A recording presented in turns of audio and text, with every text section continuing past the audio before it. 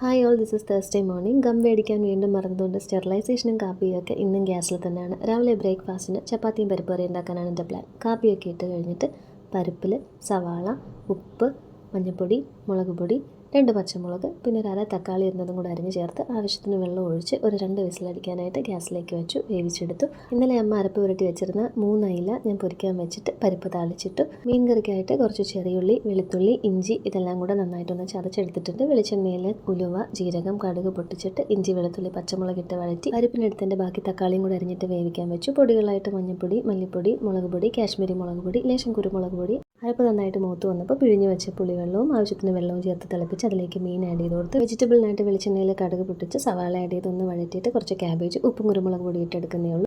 സന്ധ്യയായപ്പോൾ കുരിശടിയിലെ set വർക്കൊക്കെ തുടങ്ങി. പെരുന്നാളിൻ്റെ വൈബ്സ് എത്തി. ലോങ് വീഡിയോ നെറ്റേഴ്സ് എന്ന ചാനലിലുണ്ട്.